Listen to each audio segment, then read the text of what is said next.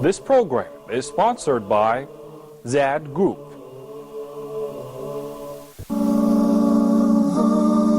Allah is my heart's speech, your mercy is what I beseech.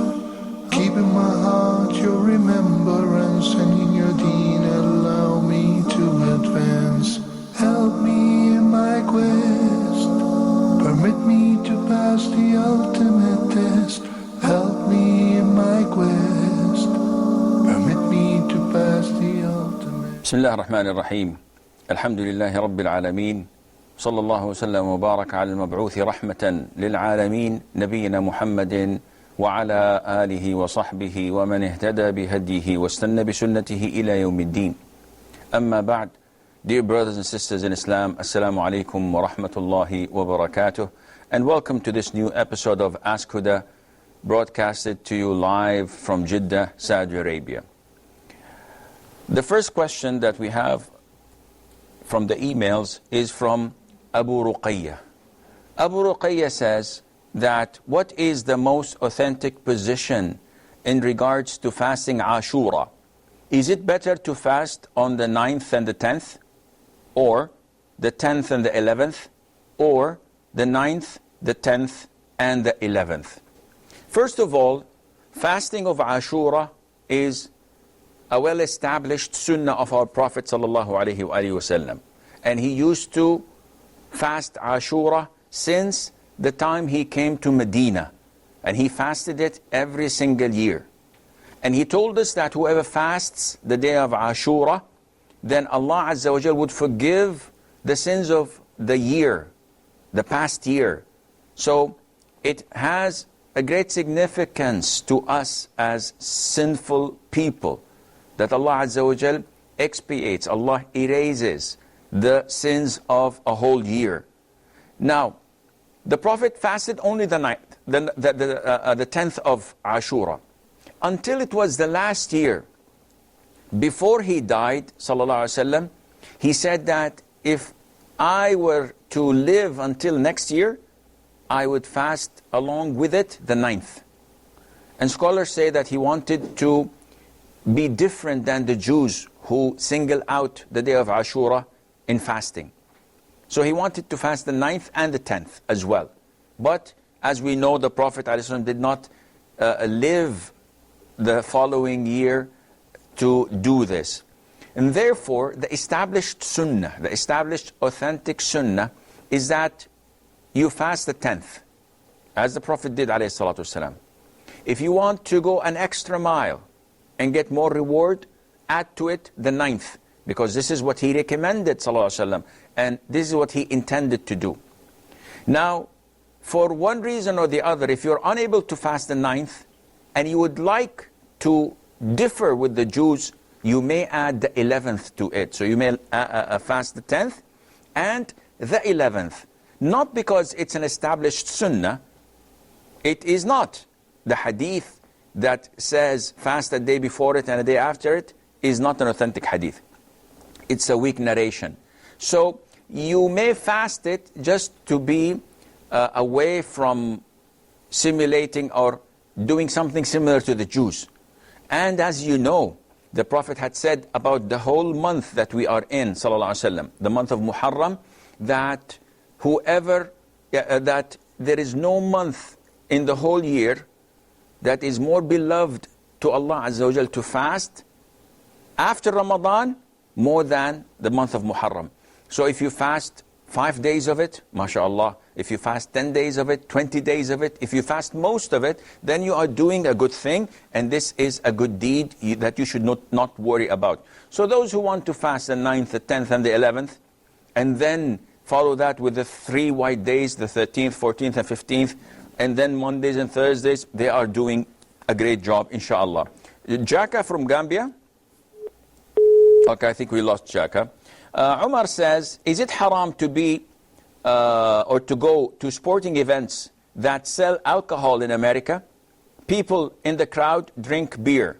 So Umar says, what's the ruling on going to sports events? So to the Super Bowl, to a baseball match, to basketball, where in the crowd the people may drink beer and may drink intoxicants, may curse, may do awful things, as the usual with the hooligans who attend such events. So what's the ruling for a Muslim to go there? Akhi, we as Muslims, we should have our own personality. We should have our own dignity. We should have our own religion to be proud of. Would it be fitting for you to see a scholar of Islam sitting in the front row of a Super Bowl, for example, watching people kicking each other's backside?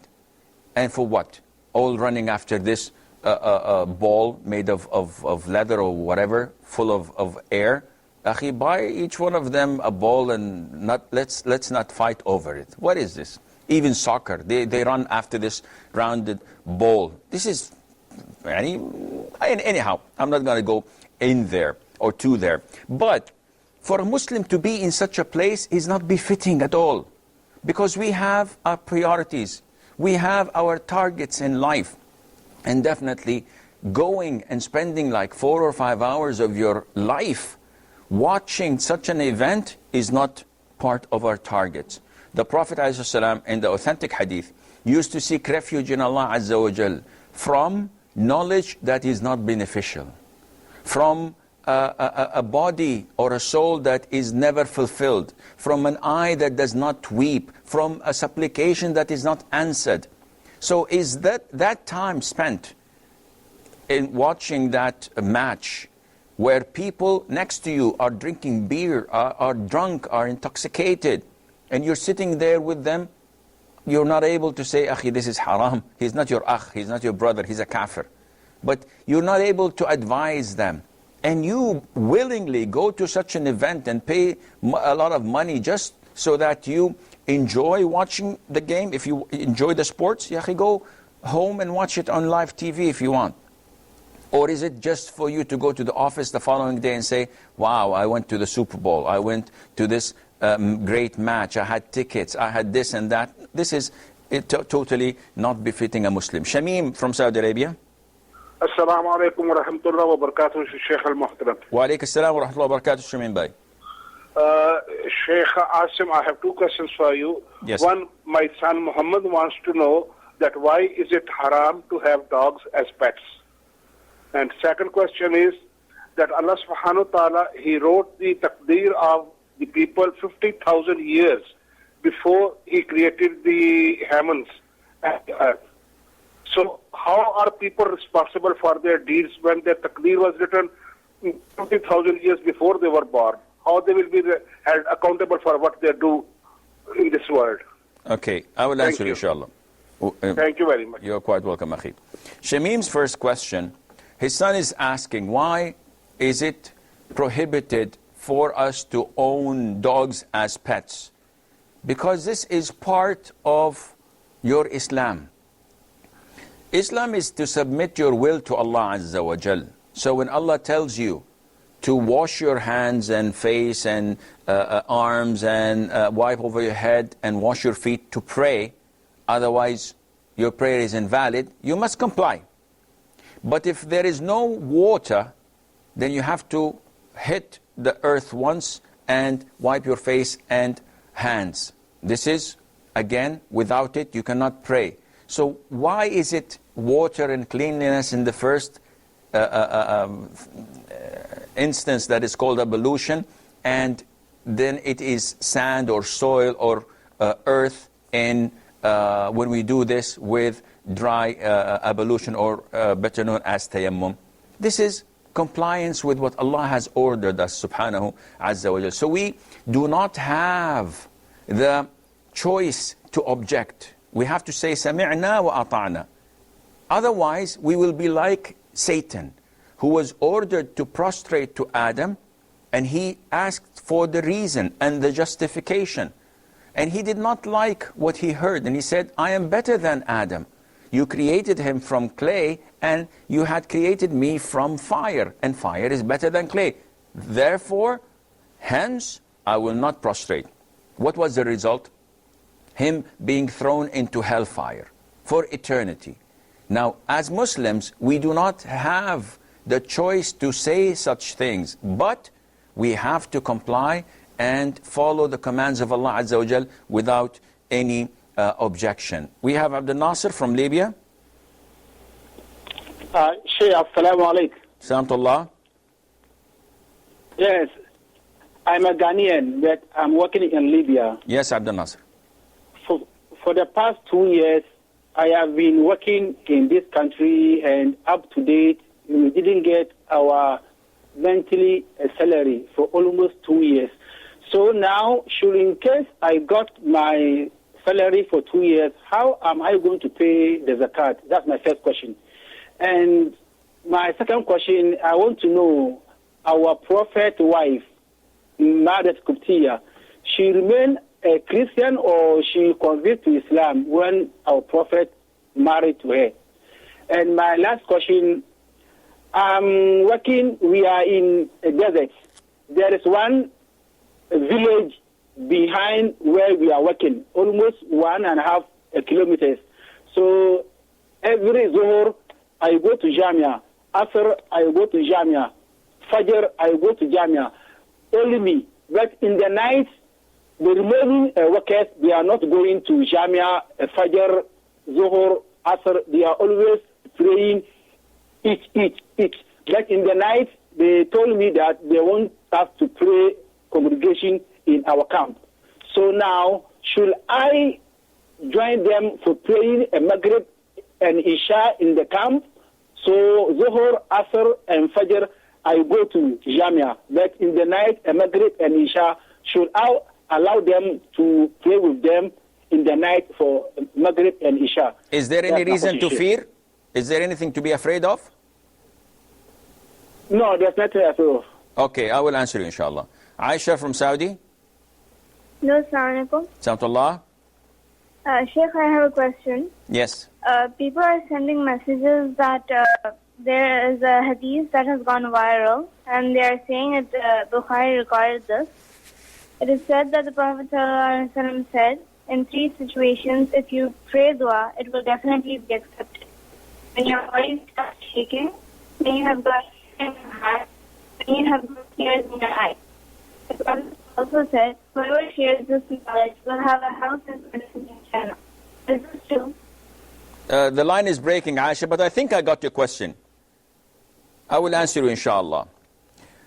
Shamim's second question, he says that we know that the Prophet had told us, alayhi salatu wasalam, that our deeds had been written down, had been decreed 50,000 years before Allah Azza wa Jal created the creation.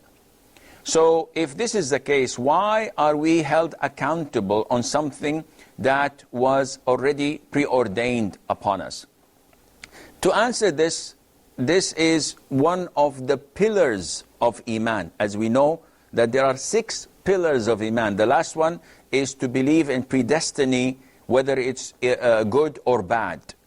Now, predestiny or al-qadar, this as interpreted by the scholars of Salaf, is the knowledge of Allah Azza wa Jal.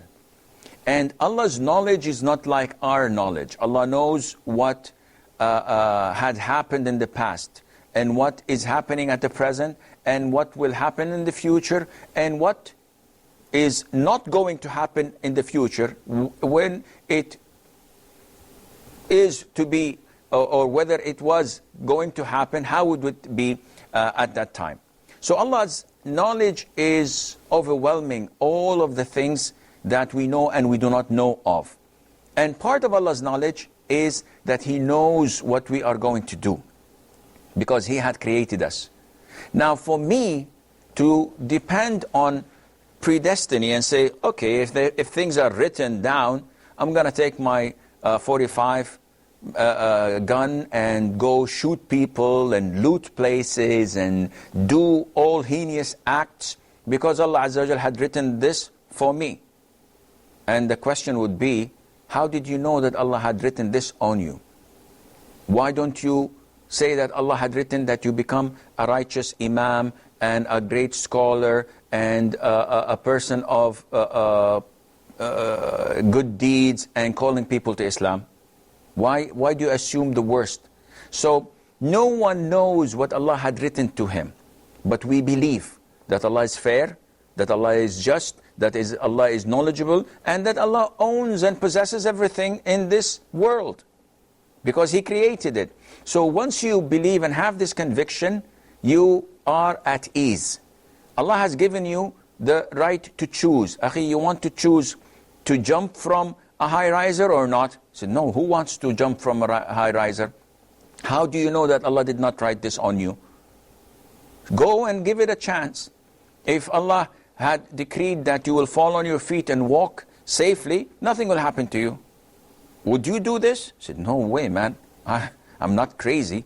I choose what I do. And the same thing goes with whatever you do, whether you choose to worship Allah, whether you choose to make a sin, whether you choose to be patient on Allah's decrees or calamities, or you become impatient. This is up to you. We have Harun from Nigeria. Harun from Nigeria. Assalamu alaikum wa rahmatullah. Salam wa rahmatullah wa barakatuh. May Allah reward you and bless you. Ameen, and you as well. Wa alaikum salam. Hello, assalamu alaikum. Can you hear me? Yes, I can hear you, but please mute your TV. Okay. It's off now. Please, I would like to know, I would like you to shed a bit more light on the zakah for farm produce. I'm actually a farmer. And then also, I would like to know if I can actually Harun, sell the products. Harun, zakat on what? On farming, farm products. On what? Like after farming, when I remove my crops and everything, after okay. I sell everything. Okay. And second question? I'm supposed to give. Okay, the second question.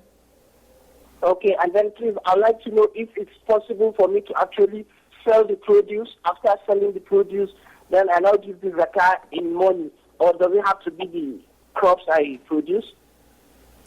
Okay, I will answer you, inshallah. Assalamu alaikum. Alaikum salam wa rahmatullahi wa barakatuh. We have Jalis from Saudi Arabia. Assalamu alaikum. Salamullah. Assalamu alaikum. Wa alaikum assalam wa rahmatullah. Sheikh, I have one question. Yes, akhi, raise your voice, please.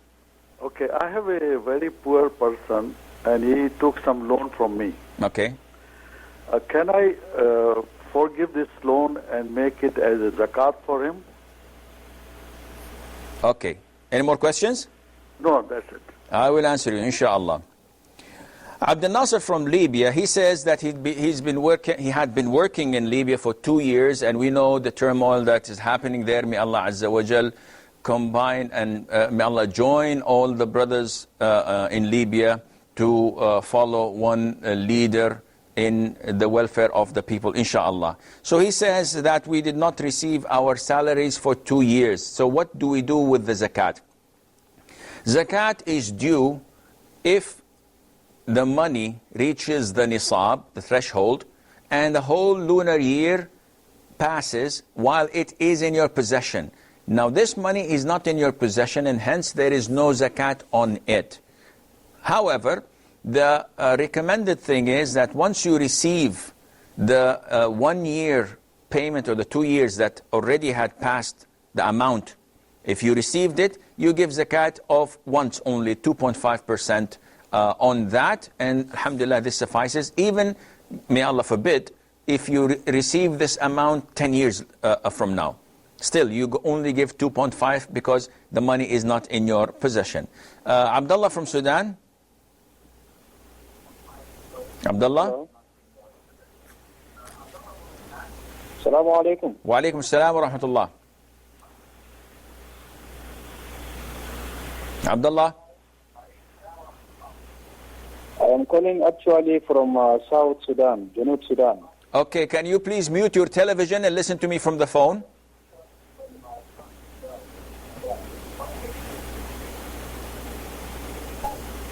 Yes, I can hear you from the phone. My question, I have 2 or 3 questions.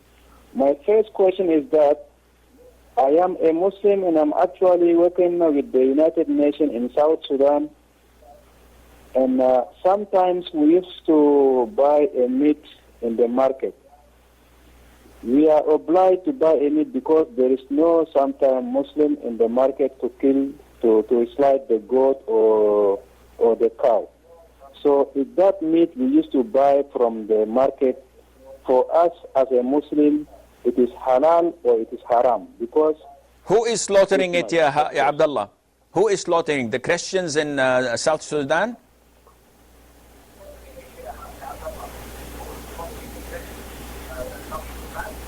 Abdullah? Yes, sometimes if you go early in the morning, there are some people from Darfur slide the goats, and the Christian people are sliding between the cow. But you cannot, if you don't go early in the morning, or if you do not call them in mobile phone, you cannot get the meat. Okay. So if that meat you can buy from the Christian phone can be halal for us or can be haram? Second question. This is my first question.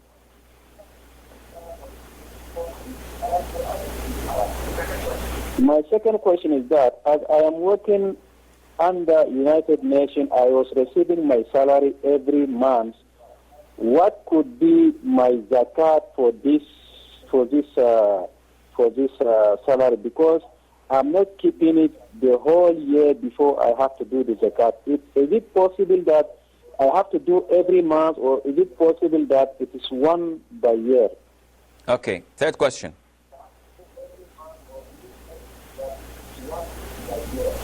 And my third question is that I am actually not based in Juba. I am based in Bor. Bor is very far from Juba and is located. The location is people from Christian people. The mosque is very far from the camp UN base. Actually, we are sitting in Bor town. So, if you don't pray 3 or 4 times Salat al-Jum'ah, is that going to against my Islamic religion, or is that going to against me, or am I have to go from the UN camp to town board? That sometimes I can say in Quran, La yukallifullahu nafsan illa wis'aha. How far is it? How far is it? It is almost something like from the UN camp to the board town is 3 kilometers. Okay. And we are allowed only to go 2 in the vehicle. We are not allowed to go alone in the vehicle according to the security situation. Okay, I will answer inshallah.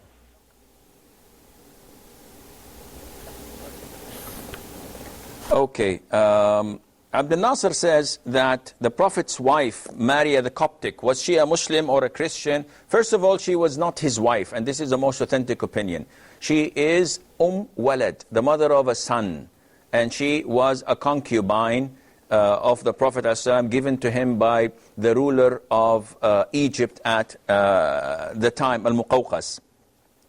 So she was not his wife, sallallahu alaihi wasallam, and the most authentic opinion that she embraced and accepted Islam, like Safiya bint Huyay, may Allah be pleased with her, who was a Jew when she was captive, and then she embraced Islam, and afterwards the Prophet set her free and married her. The third question of Abdul Nasser, he says that the village that he lives in is about 1.5 kilometers from the camp. He lives in a camp, and he does not pray in the camp, and he goes and walks to the masjid. So he says that some prayers they pray at the camp, and he's reluctant to go to the masjid, which is about 1.5 kilometers away, especially at night. If there is a security reason, if there is fear that if you go from the camp, something bad would happen to you, someone will kidnap you or attack you, in this case, pray in your camp with the other Muslims there. If there is nothing to fear and it's a safe place, no, 1.5 kilometers is so little, you must walk or drive to the masjid and pray with the Muslims there. Aisha from Saudi Arabia, she says that there is a circulation that went viral, that there are 3 characteristics. If you feel them, then your dua, your invocation to Allah will be answered. One of them is shivering of your spine, etc., shivering of your body. This is fabricated. It has no basis, none whatsoever, so ignore it. Harun from Nigeria, he says, what is the ruling on giving zakat on crops and grain. First, this is a long topic, but whenever you harvest, you have to give zakat. And zakat of whatever is grown from the earth, from the crops, from the vegetation, is a must with two characteristics. First of all, that it can be weighed or measured in size. So I can buy a liter of it, or I can buy a kilogram of it. So this means that oranges cannot fall in this category. Watermelons cannot fall in this category. Lettuce does not fall in this category because it's not sold like this. And the second condition is that it can be stored. So tomatoes cannot be sold because you cannot store them. So what are the types of things that we have to give zakat of? Grapes, dates, barley, corn, wheat, etc. So these can be stored, and they are measured as well by either weight or size. Now, what is the zakat? If you are the one who's bringing the water and paying money for the pumps and for the fuel and bringing them in tanks, water tankers, that is, to your farm, then the zakat is 5%. And if it is not, if it finds the water from a well or from a nearby reservoir and there is no cost on you, then you have to give 10% of that to zakat. And there is a threshold of zakat which is approximately 5 wasaq or awsaq. And this amounts up to 300 sa'. It's approximately 600 plus kilograms. So if the total production is above 600 plus kilograms, in this case, the zakat is due. And this is in a nutshell. Irfan from Saudi Arabia. Yeah. Assalamu alaikum. Salamtullah. How are you, Sheikh? I'm fine, Jazakallah khair for asking. Sheikh, I have a question about the government employees being paid by the government. The salary for them is, part of it is drawn from the alcohol sales done by the government. I want to know, is it also haram like working in a non-Islamic bank?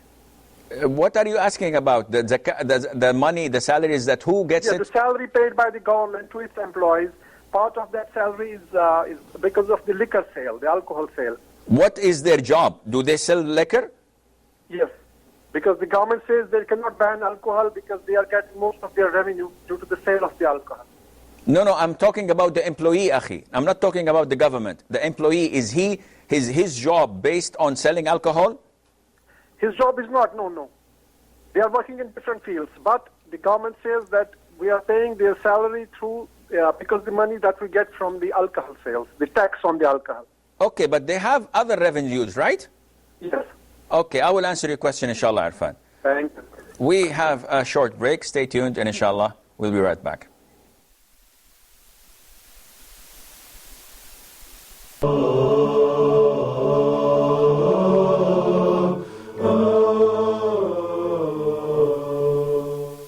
Assalamu alaikum wa rahmatullahi wa barakatuh. Today I'm going to talk about the book Interactions of the Greatest Leader.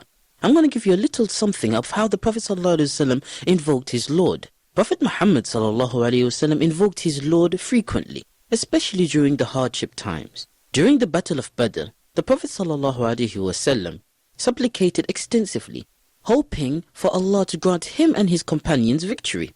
Umar ibn al-Khattab radiyallahu anhu said, on the day of the Battle of Badr, Allah's Prophet ﷺ faced the direction of the Qibla, the sacred mosque in Mecca, extended his arms and invoked, O Allah, fulfill what you have promised me.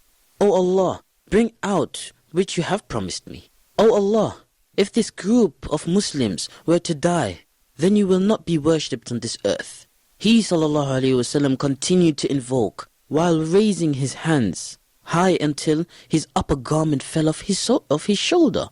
Then Abu Bakr radiallahu anhu picked up his garment and set it on the shoulders of the Prophet ﷺ. He hugged the Prophet of Allah ﷺ from behind and said, O Prophet of Allah, enough invocation. Your Lord will surely fulfill his promise to you.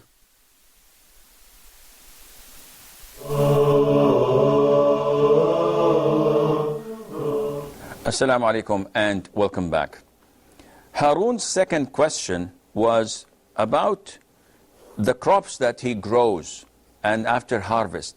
Can he sell it and then give the zakat from the money that he got from selling it? The answer is no. The moment, if it falls under the category of zakatable products, the moment you harvest it and collect it, you have to take the 5% or the 10% and give it to zakat before you sell it, because you have to give the zakat from the actual crops, not from the cost or the price of it. Jalis from Saudi Arabia, he says that I've given some poor person money as a loan and he's unable to pay it back. So can I cross this out of my zakat? So I gave him 1,000 riyals. Every single year, Akhi, where is my money? He says, I don't have money, I don't have money.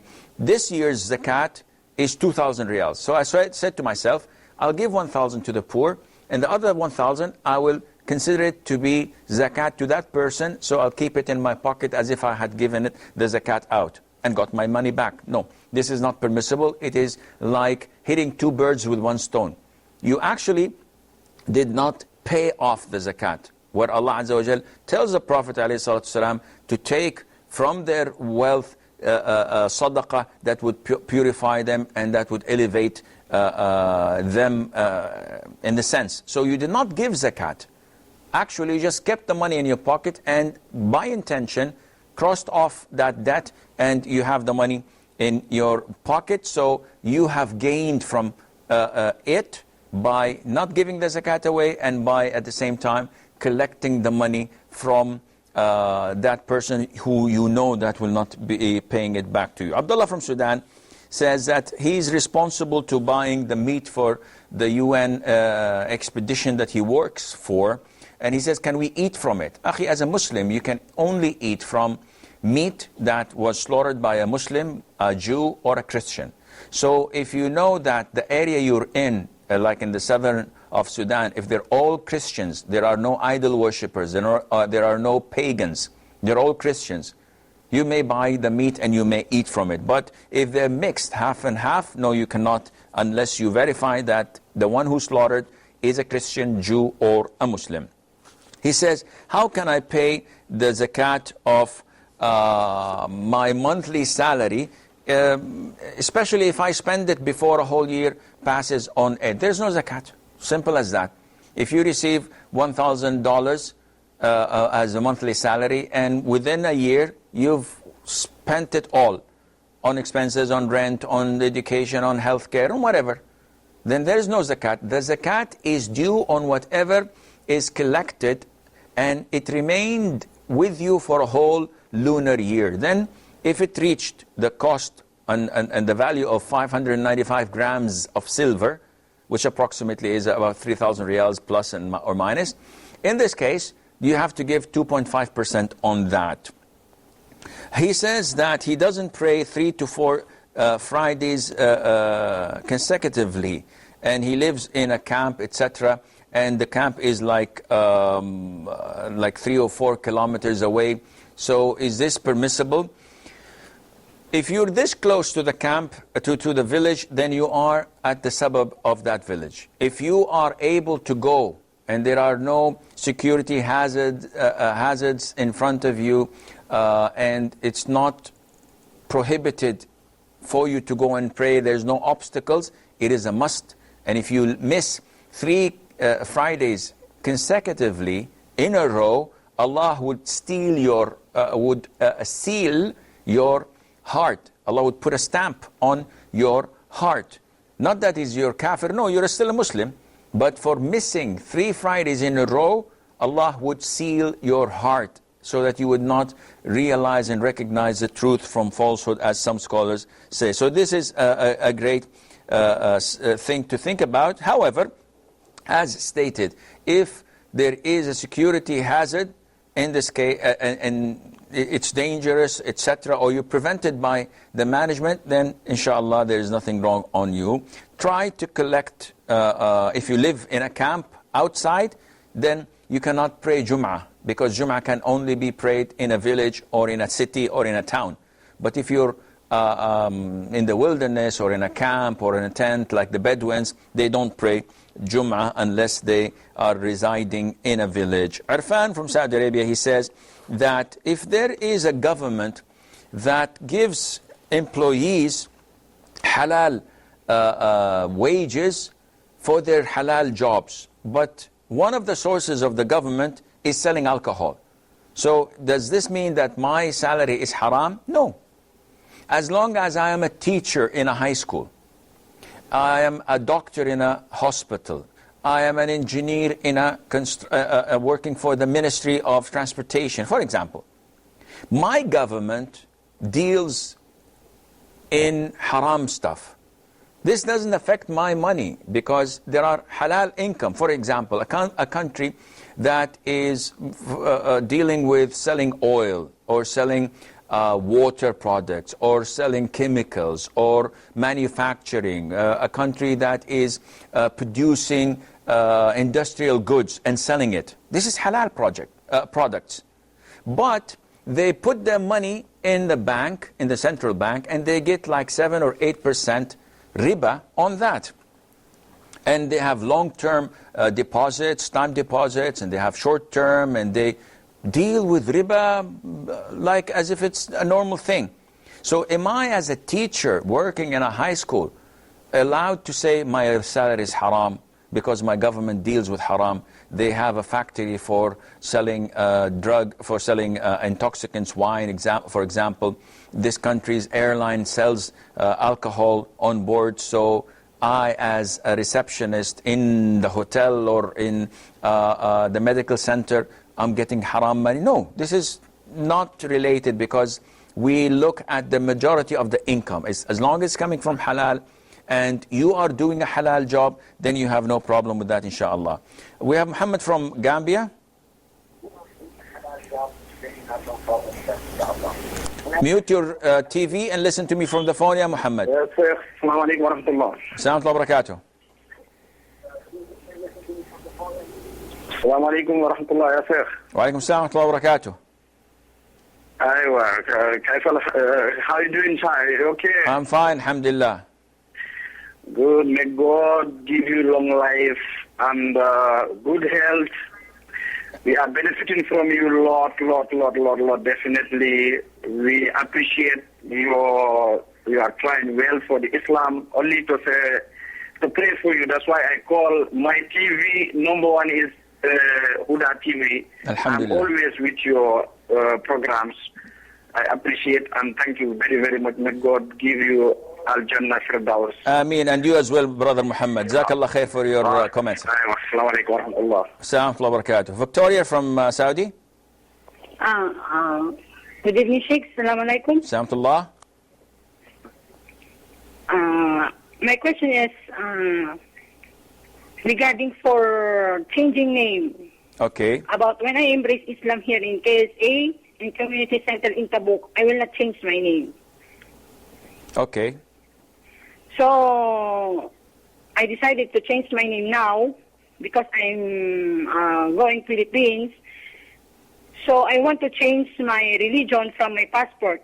So I will not change my name here when I embrace Islam because of my reason, my personal documents, like for example, my passport and my birth certificate. So I said no, what I want. Now I'm coming home to Philippines. I decided to change my religion from my passport. So it's permissible for me to change my name without allowed from the community center here, from Tabuk, or any community center here from KSA. Okay, I will answer you, inshallah, Victoria. Muhammad from Saudi Arabia. Muhammad Bello, yes, calling from Mecca. Yes, Akhi, what can I do for you? Yes, I want to speak. Muhammad, mute your television, please. I am presently watching the Huda TV. And, okay. Can you hear me now? I can hear you, Akhi. Yes, what can I do for you? I just want to comment on programs being shown by Huda TV. Wallahi, akhi, this is a Q&A session. I myself cannot help you with this. You have to write to info or to feedback@huda.tv, and they will, inshallah, give you the right response. If you have a question, be my guest. Okay, Fatima from the Emirates. Hello, Assalamu alaikum, Sheikh. Salamtullah. I have a question about the punishment in the grave. We all have some good deeds like zakah, other charity, and with our family and neighbors, some good deeds, as-sawm and salah. But there are certain bad deeds for which people are punished in the grave. Our good deeds will be of no avail in the grave and people will be punished. The second question is, will this punishment be till the day of judgment? I'm really worried about it. Can you please answer me? Okay. Thank you, Jazakallah. Wazakum. Abdullah from Sudan. Yes. Yes, Abdullah. Assalamu alaikum wa rahmatullahi wa barakatuh. Assalamu wa barakatuh. Yeah, Sheikhna, I have another question again. Yes, sir.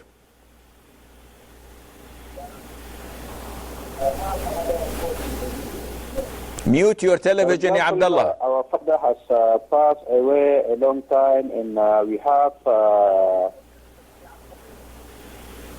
I can hear you. Mute your TV, akhi, and speak to me through the phone. Don't wait for the TV.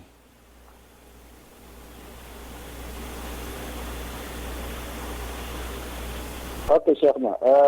What I'm saying is that we have our own father has passed a long time, and he has his own house that we are staying on it. I and my brothers and sisters, he has another wife with also kids. When he passed away up to now, we still in the same house. We still in the same house with my mom and my brothers and sisters. And those with other brothers and sisters with another wife, they are staying in their rank. So, I want to know, is that house we can sell and share between us, or we can give them their own so that they can go and get another house? Or what is the response if somebody died and has kids? What is the sharing of his property? Okay, I will answer you, inshallah. Muhammad from Saudi Arabia. Assalamu alaikum. Salamtullah. My name is Muhammad Ali. I want to ask you, it is said that awlad is from nasib of husband and rizq is from nasib of wife. Is it correct by Islamic point of view? So the saying that the rizq comes from the wife? Yes. Okay, I will nasib answer. of wife and awlad is from the nasib of husband. The what is from the husband? Nasib of husband, yani, is from his nasib, yes. Okay, I will answer, inshallah. Okay, thank you. We have Abdul Nasir from Libya, or Abdul Nasir. Sheikh, assalamu alaikum. Salamtullah.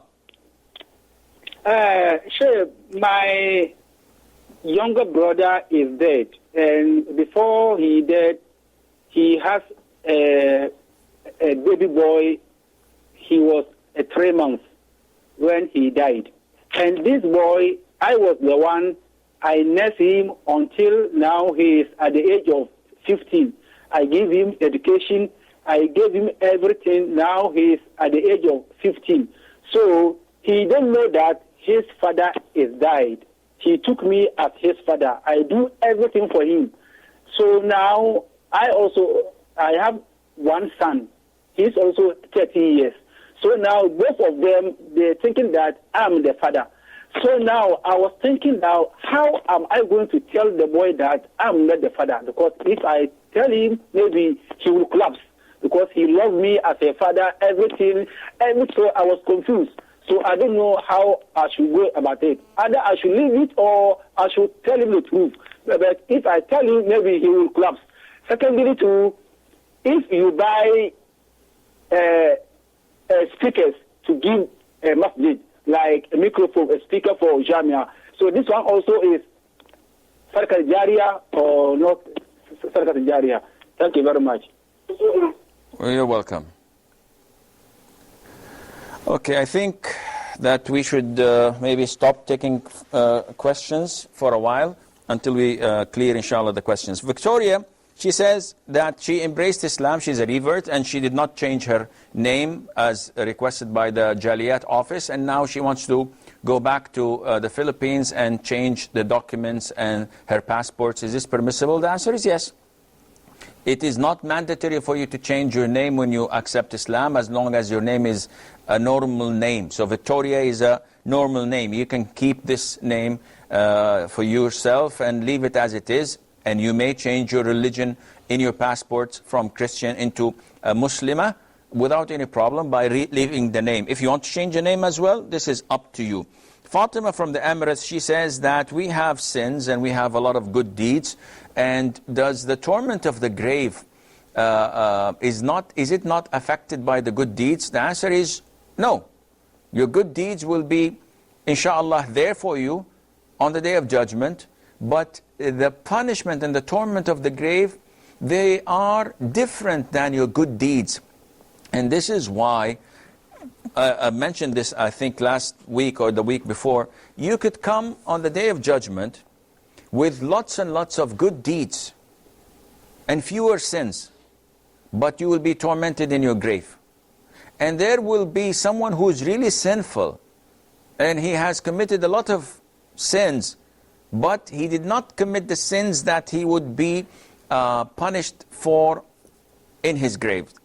For example, not cleaning oneself properly when urinating, and not avoiding the ricochet, if you want to say, of the urine when he urinates, slandering people, walking, gossiping with the intention of causing fitna between two, backbiting, embezzlement, and taking from the money of the Muslims. So if you are holding a public post and you take money unlawfully from the government or from here and there, all of these are to be punished in the grave, among other sins. So your good deeds will be given to you, but it's different for the things that are being punished in the grave. Avoid these sins, and inshallah you'll be in safe hands. Plus, if you recite every night Surah Al-Mulk, Tabarak alladhi biyadihi al-mulk, every night before going to bed, inshallah this would save you as well. There's a question, yes, awful handwriting. She asks, is the punishment in the grave, the torment of the grave, does it extend to the Day of Judgment? Allah knows. Maybe the amount of sin would require to be tormented for only like 1500 years, 2000 years, maybe a little bit less, maybe a little bit more. Only Allah Azza wa Jal knows best. If I tell you it will last for a minute, is that okay? Would you be saying, oh, alhamdulillah, jazakallah khair, 1 minute is okay. Yeah, I can tolerate hellfire or being punished by this huge, ugly snake that doesn't hear and does not speak. I can take that for a minute or a week or 10 days, but not for a year, for example. No, ya akhi, we cannot even tolerate a second of Allah's wrath and punishment. So may Allah Azza wa Jal save us all from such torment. Abdullah from Sudan says that his father died and left 2 houses, 2 wives, and children from both wives. Can they sell one of the houses? The answer is no, unless the whole team agrees upon it, because the whole heirs, the 2 wives and the children, they all have a share in each houses. So it's not because I live with my mom and brothers and sisters in this house and the other team live in the second house, this house is mine, that house is theirs. No. It all belongs to my father, and my father is the owner, so we are the heirs, and we should have our share in our inheritance. The two wives are, they share 1/8 of whatever he left behind, 1/8 of whatever he left behind. So each one takes 1/16. And the rest, the remaining, that is the 7/8, is divided on the boys and girls, his offspring, where each boys get 2 shares, and each girl gets 1 share. Muhammad says that there is a saying in India that the rizq comes from the wife, and she is her nasib from the husband or whatever. This is baseless. If the rizq comes from the wife, tomorrow I'm going to get me a couple of more wives or even more, who knows. This is a source of income. No, this is not correct. This is baseless. And those ignorant who fail to succeed in their jobs or lose their jobs or incur debts after getting married, and they blame their wives for that. They say, this is your risk. No, these are ignorance. This is baseless and has no foundation, none whatsoever. Abdel Nasser from Libya, he has a brother who died, leaving him a nephew. And the nephew is 15 years old, and he thinks that Abdel Nasser is his father. And this is quite strange, because this boy has to have a mother. And the mother is not Abdel Nasser's wife, presumably.